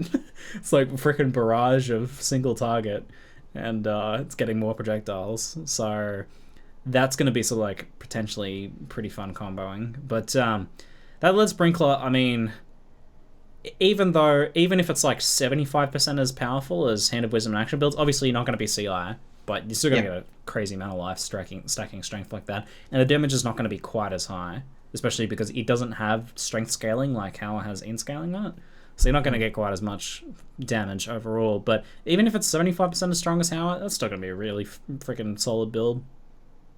So I'm looking forward to Strength Howler.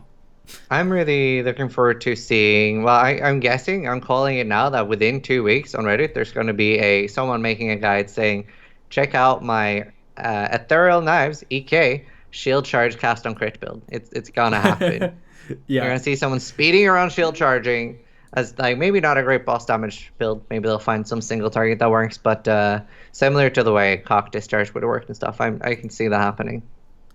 When I was looking, I've been looking at this EK thing, and I'm like, oh my god, everyone's like, Z, you gotta play EK, because I made that EK build once, and and I'm like, yeah, I mean, okay, so like Novas are kind of good with totems and traps, and I'm like, but then like, it's still EK, like it still has EK damage, but then you mentioned shield charge, like, so it's obviously gonna be a crit build. Because it's cast on crit EK, and I'm like, you charge in the middle of the pack and EK and over that shreks everything with crits. I'm like, oh, that sounds pretty freaking fun. Yeah. So you kind of sold me with that one. So that does sound pretty epic. That's super cool. Charging and seeing. Like if no one EKs beats me, I'm out. gonna be busy on the ladder. But if no one beats me too, I'm gonna be making that video. Yeah, I think we'll probably see some people making it before us now. Yeah. Kind of let the cat out of the bag on that one, I guess. But that's fine. Sharing is caring. Yeah, I mean, that's too fun to not kind of just put that idea out there and let people do. Yeah, I want to see it. I want to call it. it. I won't have time to do it. Yeah, man, that's gonna be rad. It's gonna be so. You can tell it's just gonna be so like visually satisfying as well. Just like charging in this bloom of EK, like as you charge through a pack, it just goes. Yeah, and you can do like cold conversion, so you can get that nice like frosty crit sound as well. So good. Ooh, yeah, that shattering. That is the best feeling in the game. That sounds. Ooh. The only thing they could possibly do as well to make something give more satisfaction than critting with ice would be to make either fire or poison crits actually melt a mob, like in like Fallout 2, where you like crit with an energy shield weapon and you just see like big puddle of mobs lying there. Oh, that'd be great. Yes, the plasma melting was so satisfying, and like please give me that. I will like supporter pack that shit single-handedly. Just give.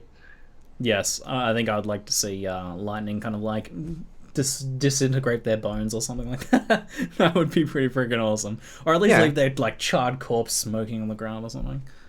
Yeah, that'd be great. This sounds kind of sinister now. Yeah, that does make this sound a little bit like sociopathic or something, but it's all video game, okay? I don't have fantasies of electrocuting people in real life. Don't get the mainstream media onto us, Jesus. I'm definitely not holding Ziz hostage here in this little prison cell that I've got him in right now. Something else that I wanted to look out for, on another note, or wanted to point out, I think a lot of people have already kind of like gotten pretty hyped about this, but this shit is juicy as I got to show it here too. How about that Primeval Force node, eh? Have you had a look at that, Ziz? I'm bad with names. I'm gonna look it up. It's bottom right hand side of the tree. One? It's literally off of Arrow Dancing. Yeah, it's let me give you lead. 20% weapon elemental damage, 10% reduced reflected elemental damage taken, 5% penetration, and just another 20% elemental damage while using a flask. It's a 40% wed node. It's crazy. Yeah, that is some crazy shit. And I mean, like, decent 12% nodes leading up to it, and there's some chance to freeze and shock on the right hand side, which is freeze, shock, and ignite. Sorry, which is kind of cool if you're doing your burning arrows and stuff like that. I think there's gonna be a lot of burning arrow hype. I know Mathol played something like that recently, and people have been getting pretty hyped about it. And this cluster, man. And you have the like winter spray real close to it as well, so you can do like cold conversion and wed, and you can do like full fizz to cold scaling with wed, and it could end up being pretty crazy. Yeah, there is. People in chat have a juicy counter for how many times I've said juicy during the show, so I'm just gonna say it again. These are some juicy ass nodes. Ziz. Oh dear. Oh dear. Oh dear. Help me. Please help. And I mean, while I'm here, we got to pay attention to the stairs of the Ranger Duelist area. the Act 1 stairs of this zone. The addition of this extra routing through the life cluster is so juicy.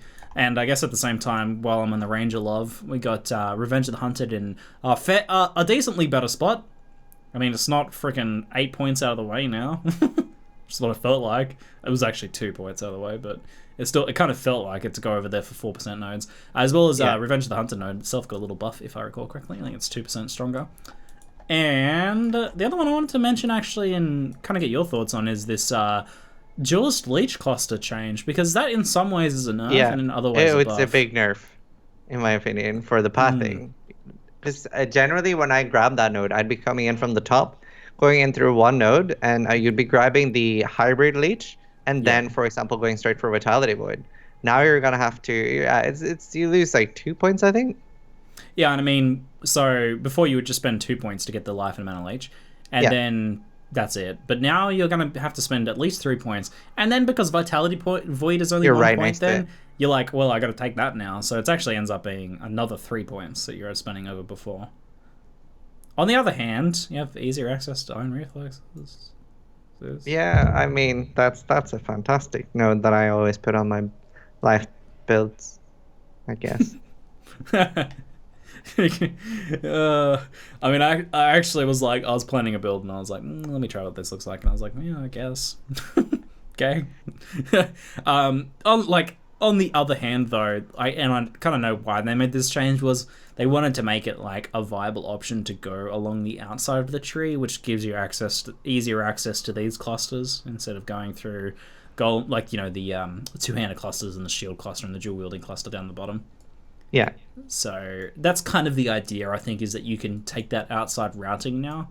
And they did kind of like, they've had that same mindset applied to other things now, like the outside of the tree, where they moved Zealot's Oath, for example, up near Templar. So how do you feel about the passive tree changes overall, man? I mean, I've always said that there wasn't a big need for a passive skill tree change, or like not massive changes. So I feel like these are like some nice fine-tuning changes that were interesting. I'm very surprised with like the Wed Love. So I guess I'm not massively in favor of that. You already saw things like Hawa being ridiculously strong. I think Hawa is going to be probably the most played build this league and the end of things. The Mind Over Matter buff is pretty big for life builds, actually, and I'll actually be using Mind Over Matter early on until I can go CI. So overall, I'm very, very happy with the changes everywhere. Balance-wise, I kind of agree with you, just mostly for Howard's sake, about the elemental nodes in Ranger area. Like, that's going to be crazy. Solid buff for that build, which, really needed. I really felt like Hand of Wisdom actually just wasn't juicy enough. And now with those juicy nodes, it's definitely got that juice appeal that I really wanted to see. So add a few more T counter there. But I have to say, though, I think that the addition of the elemental nodes to Ranger area is actually very fantastic and needed, because Ranger is supposed to be a character that has elemental stuff going on as well. Like, let's not ignore that. I mean, we've got some elemental stuff going over here. We've got some theme with Veteran Bowyer and stuff like that, and Shadow as well. If you want to try to play your like elemental attack shadows, like, yeah, you had the elemental nodes here, but that was it. There was kind of nothing else in the entire area of the tree when you were going down near Ranger to get your projectile nodes or whatnot. Yeah, I'm mostly surprised they didn't really nerf Vinktar and Hawa itself. Yeah. A little too juicy. That's kind of another topic. They're definitely off the juicy scales. I would agree with your wording right there. They are a little too juicy. Vinktas just keeps dodging that nerf ban, eh? Dude, I swear, is Vinktar a community? No, sorry, is it like someone designed that? Let's see, Vinktar Pee-wee. I wonder if someone's designed that and then just paid like extra. No, I think they've designed this. They've actually made this themselves.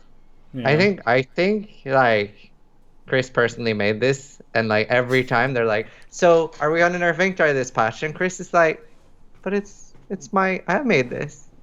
So I don't know, man. Something's up with Vinktar. It doesn't get touched. I know that they're okay with Flask being really powerful, because they're kind of like as long as there's Okay. like a multiple really powerful flask. But So yeah, it's something else, isn't it? right, but here's the problem I have with Vinktar. Dying Sun is like really, really powerful too. It's not as game changing as Vinktar. The problem I have with Vinktar is that that boss doesn't have any other drop rate or any other drop unique. So in my opinion, the biggest thing they could do would be add 3 unique items or more to the Vinktar map, and then you don't have a guaranteed 100% drop rate on the Vinktar. Right. Yeah. Because right now it's a guaranteed. You find 4 Ironroad staffs, you have a Vinktar. And most builds that are using it doesn't really matter which Vinktar you get. If I get one on Vospark, doesn't matter if it's the conversion one, attacks one, spells, or penetration ones, I can use it. So that's like a really, really big problem with Vinktar. And it's also a tier 10 map. You could make it a lot harder, and you could give it like multiple things to drop. I think that would like self-balance it without needing to change the flask as much. Yeah, I was actually I did Victor for the first time last league, I think, and I was really surprised with how easy it was. I was like, It used to be this a is tier how 13. easy. This is how easy it is to get a Victor's flask. I'm like, what? Thought this like would be hard or something. Like maybe when it was first introduced or something, but not these days. Certainly not if you already have a Victor's. Yeah, it used to be a lot harder when it was a tier 13. In Breach, I self-farmed.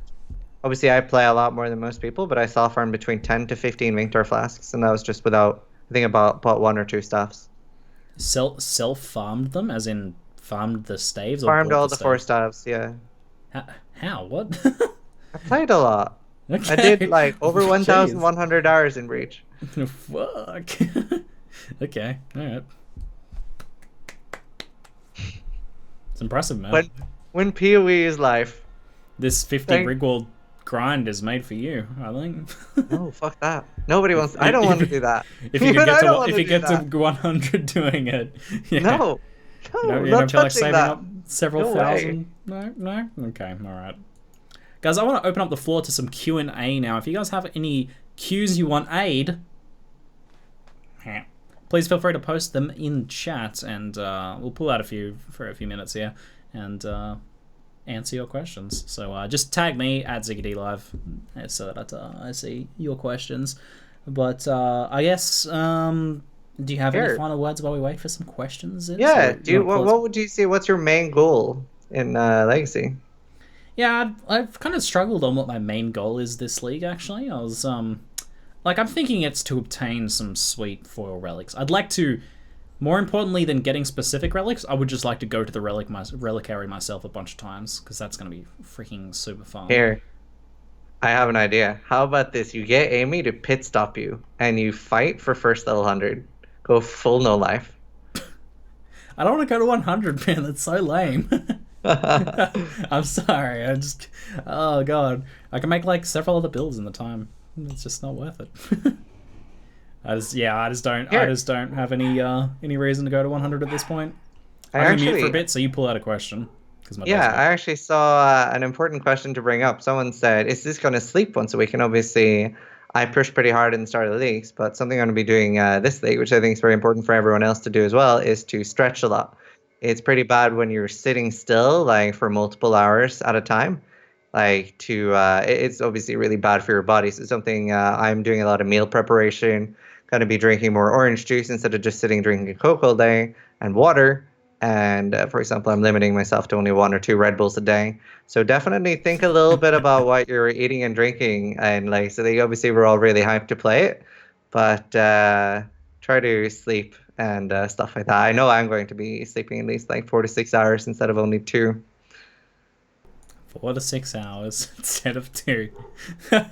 Jeez. Well, I'm just saying, like it's worth like taking care of your health. Like you can go hardcore and still doesn't take long to do like a 2-minute stretch, and it'll help a lot. Yeah, absolutely. Do those like hourly just stand-ups and walk around. And another good one is to like look outside, to like pick like a distant thing to look at, so you don't like, because you're always constantly on this looking. Don't look outside. Flat surface. Look, it's do it. Terrifying. Look outside. The graphics are amazing. So I went outside today, and there are those things on the road which are basically ROAs. They're just constantly charging. It's terrifying. So ROAs everywhere. All right, apparently they're legacy ROAs that one hit you as well. So You all memed out. I'm ready. Friendly Gamer Guy asks, how good is SRS by itself with no other minions? Very strong. Yeah, it's like very good single target and okay clear speed. It's just not as fast as going with Spectres. I never do it with any other minion, honestly. It's Really? really, really good. Yeah, every time I've done SRS now, it's been standalone SRS. I think it definitely clears faster and nicer with Fireball Spectres. Like I felt like it was significantly faster just because they do all your AOE. But yeah, no, it's definitely more than viable solo as well. Sorry, without other minions. Yeah. There's just like I don't know. I feel like it's worth going the other minions because there's just so much synergy there. I mean, you're kind of already getting the nodes in the Necromancer tree, and you're getting the other nodes as well, which benefit the Spectres, and then your items kind of benefit, and then you're getting your zombies, and you're getting stacking fizz damage mitigation, all that jazz. So I don't know. I just feel like there was too much synergy to not have the other minions, but it's definitely an option to not if you don't want to really play like a summoner feeling summoner. You want to just play a spellcaster. Mm-hmm. Feel free to pull out any questions you have, Ziz, when you will have a look. It's moving pretty fast. I know. I scrolled up, so my chat's like paused. I'm like 5 minutes and it's tagged at ZiggyD, so it's hard to see as well. How is the AoE nerf going to affect running auras with SRS? Did you have a look into that at all? From what I saw, they're trying to keep the auras roughly the same. They might go down a little bit though, so which means you might need to pay a little more attention to your positioning. But I don't think it'll be too different. Yeah, no, I think that'll be fine. Another question is by Putbutts, which is, hello, thoughts about Syosa from Library selling all gems, which I think, can we just thank you, GGG, just so amazing, especially for those like poor Snowflake special Snowflake, solo Self-on players, sorry, playing now are going to be like so happy with that, and just everyone, just actually so amazing. Best change ever. It's such a good change for sure. And it's also going to give a bit more flexibility in which level gems you can get too, because you can go get lower level ones if you want from the earlier acts, or you can get up-leveled ones from Act 3, from Syosa. It's a massive change for like racing as well. Like before you would like, oh, I need to either be in a party with a witch or get someone to mule me something. And yeah, it's kind of, I'm sorry for calling them snowflakes.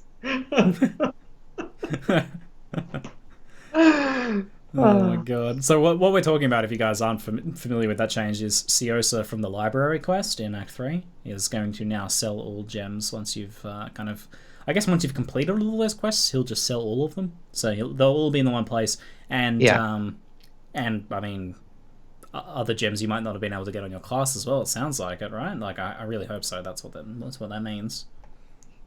Yeah, so the way it will work is, say you do the library quest and you haven't got to Act 4 yet, you won't be able to get the Act 4 gems, but once you unlock the Act 4 gems, you'll be able to get all of them. Yeah, so that's going to be very nice. Moon.dk asks, is Reach of the Council completely dead now? Yes. Yeah, sort of. There's like pretty much no reason to go do Pale Council now, except the Scepter's kind of good, but yeah, I mean, that Reach of the Council nerf, like, I know why they did it, because they really don't want something that just straight up dominates rares.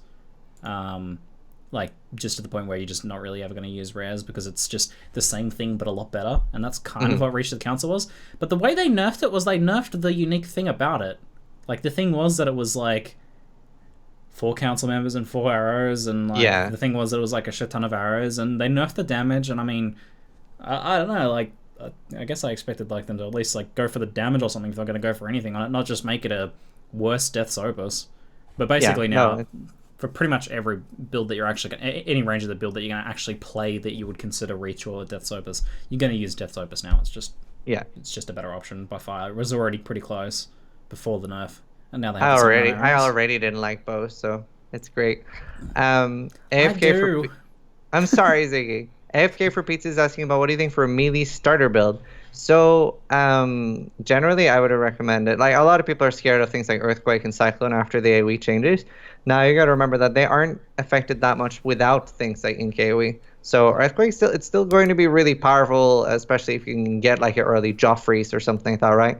Like an early power leveling unique. He'll still be like a really, really good like starter to be fair. It will be a lot worse in game. You won't be able to have the same AoE or clear speed. And Cyclone, yeah, I'm pretty scared of Cyclone because obviously before I went all the way up to the Witch AoE Cyclone cluster, and now regardless of what way you look at it, if I feel like I have to invest there or not, then yeah, you will have a lot less AoE and clear speed on Cyclone. I don't know how that's going to work out. It sounds pretty rough. The whole set of AoE changes is like...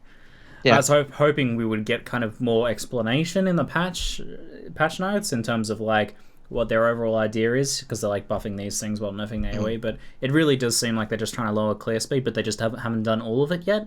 Like they've just, alright, we're going to address the AoE now, which feels really uneven, because, you know, like if they're nerfing the clear speed overall as like an overall game thing, then they're not, you know, they haven't gotten to projectiles yet, maybe. I also feel like this doesn't really screw over spells that much from looking at the changes, but it screws over melee pretty hard, which are already having a bit of a tough time. And it screws over some skills more than others. I feel that didn't really need it. Yeah, I feel really bad for Reeve, which sort of needs a rework at this point. Like, it feels like Reeve gets hit harder by this change than Blade Flurry does. Well, yeah, like, why would I go Reeve when Cleave has basically the same AoE? Yeah. Another thing I see brought up in chat a lot is people are asking if you can, with a 6-man party, have every Leaguestone active. So the way it's, I mean, I could be wrong on this, but I'm guessing it's whoever activates the zone, it's those 3 Leaguestones that are activated, and other people can't come in and bring in additional Leaguestones. So you will only be able to have 3 active at a time. I didn't get to test while I was in a party while I was at GGG, but it felt like it was activating on actually entering the zone. But that wouldn't make much sense because it should happen on zone generation. So it should be who generates and creates that instance, so whoever the instance owner is. So yeah, party leader is, or whoever's creating that. Yeah, or whoever opens the map. Yeah. So you're going to have to kind of organize it that way. Someone else asked about Drill Neck as well. Same question as Reach of the Council. Yeah. I mean, I guess that's the question. Is Drill Neck dead? Well, I mean, it got destroyed, yeah. But it's still the highest damage option by a little bit. But it means that things like, I mean,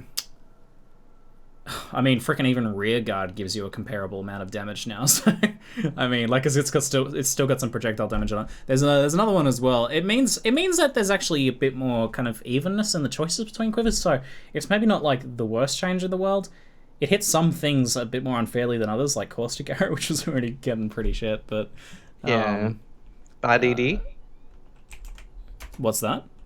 I generally refer to Caustic Arrow as bad ED. I just don't feel there's that many reasons to go that over ED anymore. Ah, right, gotcha. So Rigwald's Quills is 30 to 50 projectile damage with Fork. I feel like that's like a much more even choice with Drill Neck. Yeah. Now.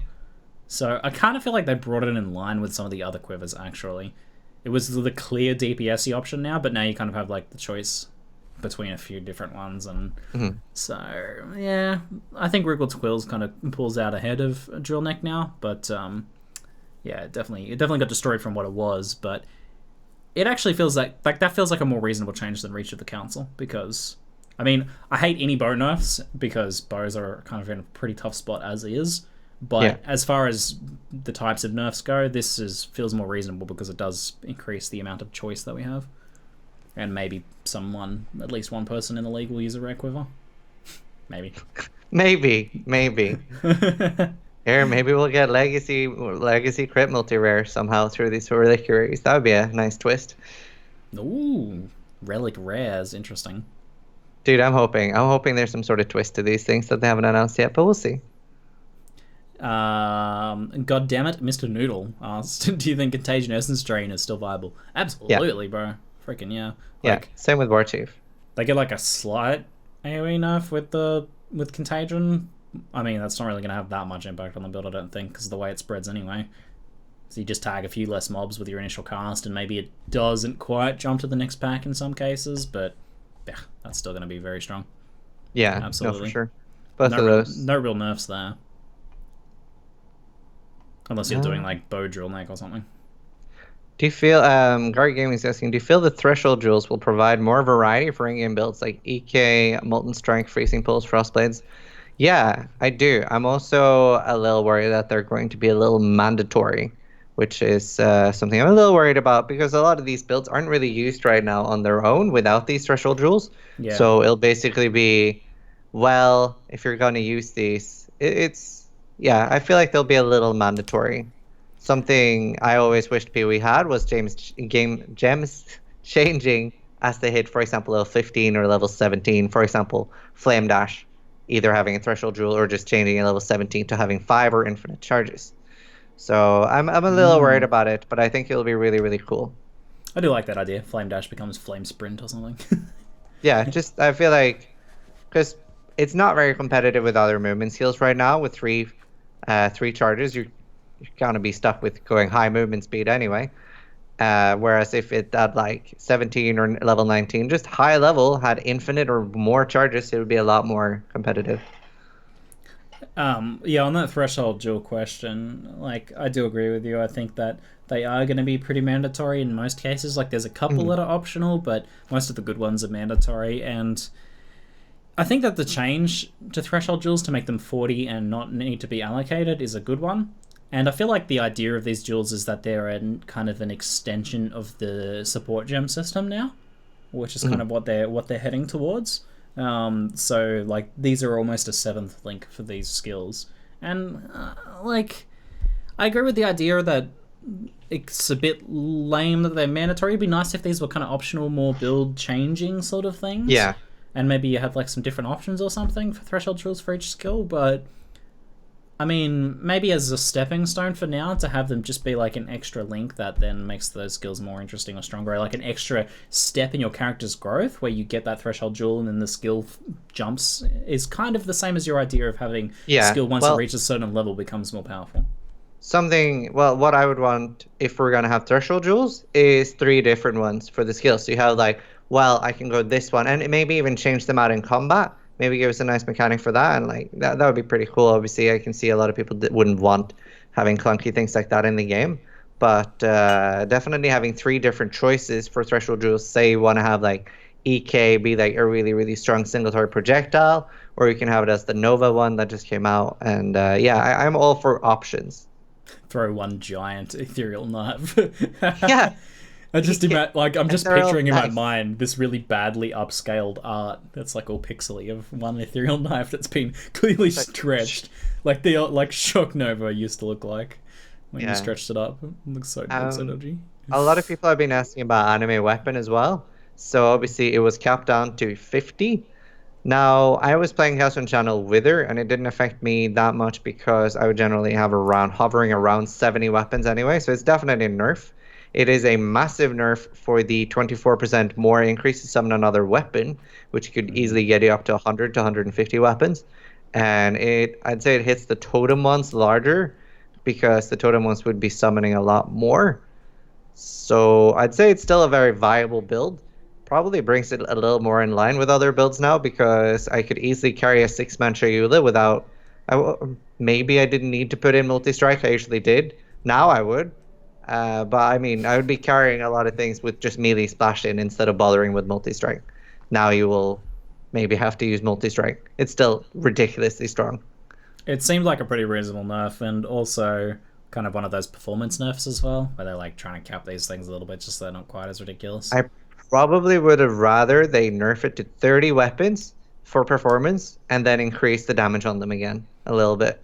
Yeah. Because it is quite laggy. Like, once you start hitting 80, 90, and I have a really good computer, it started lagging for me as well. So I think even nerfing them down to 25 to 35-ish and giving them a damage increase to keep them in line with like the 45, 50, whatever you're going to end up with now would have been good. Might be a little strong for that might be a little bit problematic with the idea of taking like an inventory load of weapons to kill a boss. Because that will become a lot stronger by buffing the like base damage or something. But just food for thought. Yeah, no, that's true. Someone was asking it would maybe make it actually able to kill things like Shaper. Yeah, I mean, maybe that could be a good thing. I've not played any anime weapons, so I can't really comment too much. Just theories. The biggest annoyance is that, for example, the Shaper mobs don't drop any weapons, so yeah, are they viable? Rip. Someone's asking, is Hand of Wisdom action still viable? 2.6, bro, got buffed. If anything, it got buffed by the passive tree changes. No nerfs. No nerfs. I guess like Val Discipline, but tangentially was nerfed. But still very good. No? Like, yeah. No worries there, bro. You'll be fine if you go How you're just going to have a lot of competition For Gary, Wow. yeah, no, for sure. Dunkatastrophe is asking, what skill do you think needs a threshold jewel? And the only thing that really comes to mind is Flame Dash. A flamed, okay, like a supplementary skill threshold jewel. If they're not going to make a change with levels, then give us a threshold jewel for it. What would it be? Just extra charges, or you got something? Infinite charges. Infinite charges. Yeah, I don't see why I wouldn't. Yeah, I mean, the other skills have infinite charges. The other skills are great. I mean, I get that Whirling Blades and Shield Surge have the drawbacks of not being able to go over items, but come on. No, I think that Whirling Blades and Shield Charge should get charges. No, I'm kidding. I'm just trying to get chat to explode. I'm okay with that too, but that makes movement speed too overpowered again. It's just very hard to balance these things. I feel like the best way is just Flame Dash needs some love. Lightning Warp is a really good caster alternative if you have 4 slots to sacrifice. On a 2 or 3 link, it's pretty bad to use. I hate using it on. And you don't have to be playing a skill that scales duration. Yeah, exactly. So I feel like Lightning Warp is a really, really cool alternative. There is something about it I don't like. Can't really put my finger on it, but yeah, Flame Dash with infinite charges would be great. That would feel pretty nice. Here. Someone said Elemental Hit Threshold Jewel, and then I thought of the way Angry AA had balanced Elemental Hit in his Path of Paper. So you could have 3 Elemental Hit Jewels. One where you get all the scaling as cold, one with all the scaling as fire, and one with all the scaling as lightning. That would be great. Inspired by Angry AA, and who's that in chat? There you go, the other PoE game feeding back into this one, eh? That'd be great. Make Elemental Hit great again? Question mark. Make it great. Period. Actually, I did use Angry achieved the unachievable by making that skill good. There you go. Still can't believe you rolled 100. We don't talk about that in polite companies. People who watch the show know what we're talking about. If you guys didn't check it out, by the way, like as we're doing our kind of outros here, we did a Path of Exile pen and paper tabletop game stream, which is like where you use your imagination to play a game, and it was really freaking fun and hilarious with Angry A, and the VOD for that is up on Ziz's YouTube channel as well. And in a bit less than 2 weeks' time, we'll be doing the next episode of that as well, which should be a blast. There is so many juicy moments from that episode that you guys should definitely check out if you're at all interested in that sort of thing or just curious. Ziz, where can people find you? Pimp your shit. Do it. Wait, I stream too? Oh yeah, right. So you can find me at twitch.tv/Zizaran, and you can write in YouTube/Zizaran as well. That should work. I'm going to be pushing the ladder on hardcore next week. So if you're interested in watching that, or you want to have a high percentage, like say you enjoy watching people die and suffer, and you really want to see that live, definitely check out my stream. You will have a pretty decent chance of seeing someone die and suffer. Perfect. And well, I mean, you guys are already on my channels, so guys, until 3 months from now, we'll see you next time, eh? We should do more often ones. I have a dream that we do some other Exiled podcast some other time besides just the start of the leagues, but at the very least, push you harder this league. We'll see you guys. Yeah, okay. At the very least, we'll see you guys in 3 months, but I'll see you guys tomorrow for the new league, of course. Of course, I'm super hyped for Legacy League. Alrighty guys, that is going to be it for now. I'm ZiggyD, and this has been Zizaran as well. Thank you guys very much for watching. Bye-bye. Bye.